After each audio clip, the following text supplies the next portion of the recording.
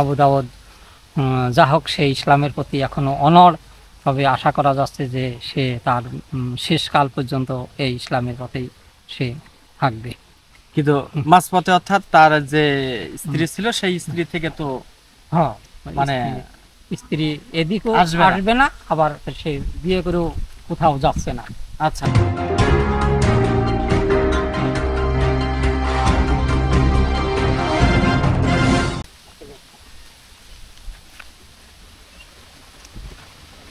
কি অবস্থা ভাই? আলহামদুলিল্লাহ, আল্লাহ রাখছে ভালো আছেন? ভালো। আপনার কথা তো খুব মনে পড়ে আমার। না, আমিও প্রায় প্রতিদিনই কিন্তু ফোন দেন না। একবার হলেও আপনার কথা স্মরণ করি, আচ্ছা, এবং আচ্ছা। ওই যে আপনার যা কার্ড আছে, হ্যাঁ, কার্ড খাবার দেখি। কার থেকে তো লাভ হবে না, ফোন দিতে হবে। আসলে আচ্ছা, যাই হোক, এখন ঘটনা হচ্ছে আবু দাউদের কি অবস্থা? আবু দাউদ বর্তমান ইসলামিক কার্যক্রমের ভিতরে আছে। সে ৫ ওয়াক্ত নামাজ নিয়মিত পড়ে, এবং বেশ ইসলামিক পথে সে চলছে। তবে ওর যে বিবাহিত বউ, সে বউ এখনো আসে নাই। সে আবার কোর্টে মামলা করেছে, এখন মামলা ওই হবে, পেন্ডিং অবস্থায় আছে।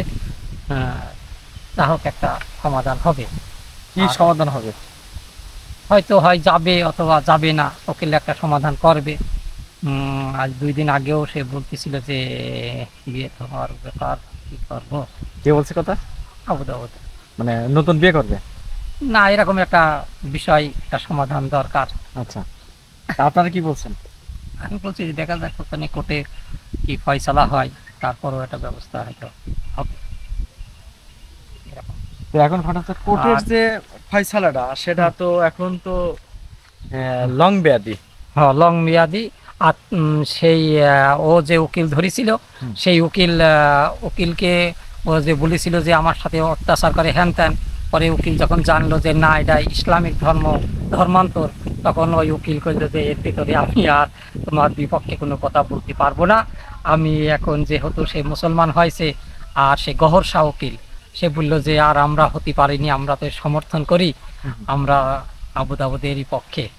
উকিল সাহেব বলছেন? হ্যাঁ, ওর উকিল। আলহামদুলিল্লাহ। আর আমি এর বিপক্ষে আর কোর্টে উঠতে পারবো না। আচ্ছা, আচ্ছা।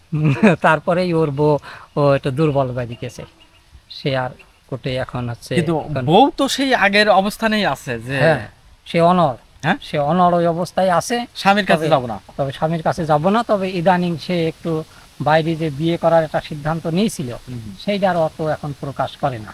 তবে দাউদ নিয়মিত ওর মেয়ের জন্য টাকা পয়সা পাঠায়, হয়তো একটা ভরণ পোষণ দেয়। এইভাবে আবু দাউদ চলছে। আর ইতিমধ্যে আবু দাউদের যে ভূমিহীন ছিল, জমি জাতি ছিল না, আপনি যে একটা নিউজ দিয়েছিলেন, আমেরিকা একটা সংস্থা, সে মুসলমান সম্প্রদায়, সে তার 5 শতক জমি রেজিস্ট্রি করে দিয়েছে। সে টাকা পাঠাইছিল, আমি সেটা সযত্নে কোর্টে যেয়ে আমাদের যে লিয়াকত চাচা জমি দিতে বিক্রি করতে চাইছিল, ওই জমি 5 শতক জমি তার কোর্ট থেকে রেজিস্ট্রি করে দেওয়া হয়েছে। কিন্তু লিয়াকত শুনলাম যে সে নাকি নিজেই বলে জমি দান করছে।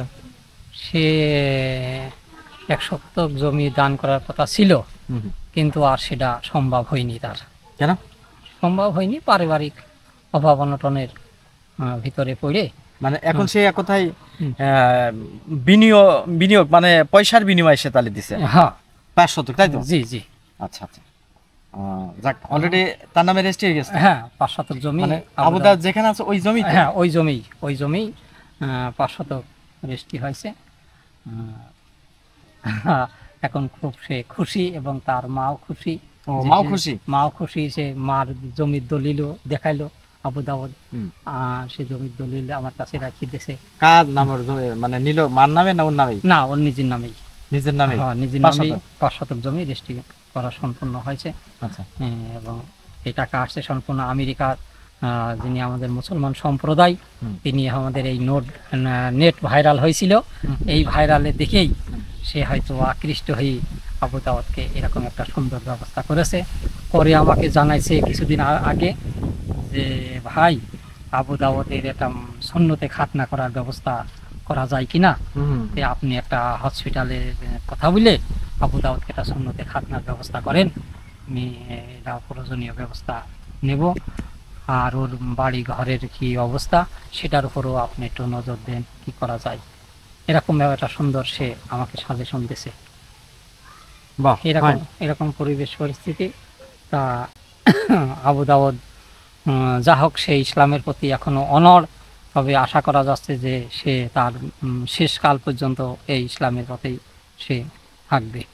কিন্তু মাঝপথে অর্থাৎ তার যে স্ত্রী ছিল সেই স্ত্রী থেকে তো হ্যাঁ, মানে স্ত্রী এদিকেও আসবে না। আসবে না, আবার সে বিয়ে করেও কোথাও যাচ্ছে না। আচ্ছা হ্যাঁ। আচ্ছা, হ্যাঁ, মানে ছাড়বাও না, হুম, কত ছাড়ছে না। হ্যাঁ।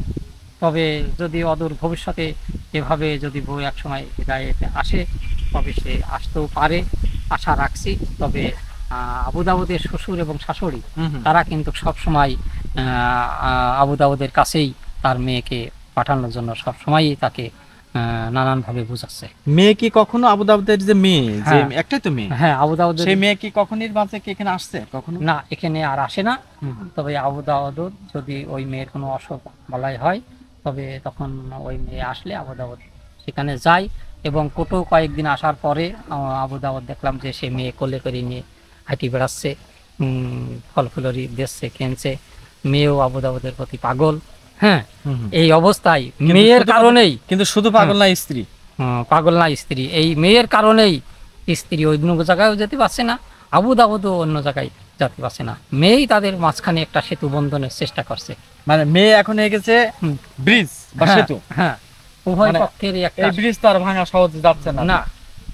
হুম। তাহলে এখন ফয়সালা তো এখন তো তাহলে তাও তো হচ্ছে না তাহলে তো। না, সে বাপকেও আকৃষ্ট করে ধরে রাখেছে, মাকেও ধরে রাখেছে। হ্যাঁ, মেয়ে চায় যে তাদের সংসার এক হয়ে যাক, এটা মেনে মেয়ের অনুভূতি যা বোঝা যাচ্ছে। যদিও সে ছোট বাচ্চা, সে চায় তাদের পিতামাতা একই দুইজনে একসাথে থাকুক একসাথে আর কি। থাকুক, এটাই সে বারবার তার অনুভূতিতে প্রকাশ করতে চাই। তো এখন যেহেতু মা তো যেহেতু ফেরত আসবে না, তাহলে ডিসিশন কি হতে পারে? ডিসিশন দেখি। আর আবু দাউদ বলতেছিল যে আর দুই একটা কোর্ট দেখে আমরা একটা ফয়সালায় পৌঁছাই, যে একটা পারিবারিক বন্ধন করে একটা সংসার করি। এভাবে তো জীবন অতিবাহিত হয়ে যাচ্ছে।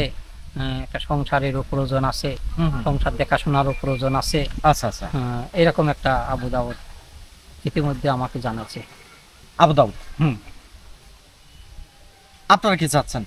যেহেতু আপনিই তো সেই হ্যাঁ, ব্যক্তি যার মাধ্যমে আপনি হ্যাঁ। আবু দাউদকে আপনি হ্যাঁ, কালিমার আমু- দাওয়াত পৌঁছেছেন এবং মাধ্যম অর্থাৎ আপনি ইসলামের কবুল আপনার মাধ্যমেই তো হয়ে থাকে। হ্যাঁ, জি। আমি সর্বোচ্চ চেষ্টা করছি, যদি ফ্যামিলিটা এক হয়ে যেত তাহলে আর একটা হয়তো সে স্বধর্মে ফিরে আসতো তার ওয়াইফ। সেই জন্য লাস্ট পর্যন্ত আমিও চেষ্টা করি, দেখি যদি লাস্টে নাই আসে, তবে কোর্টের মাধ্যমে একটা ফয়সালা করে একটা সুরাহ হবে। তা অদূর ভবিষ্যতের বিষয় আল্লাহ তাআলাই ভালো জানে কি হবে আর কি হবে। সেটাই এখন দেখার প্রশ্ন। দেখার প্রশ্ন। আপনাকে অসংখ্য ধন্যবাদ।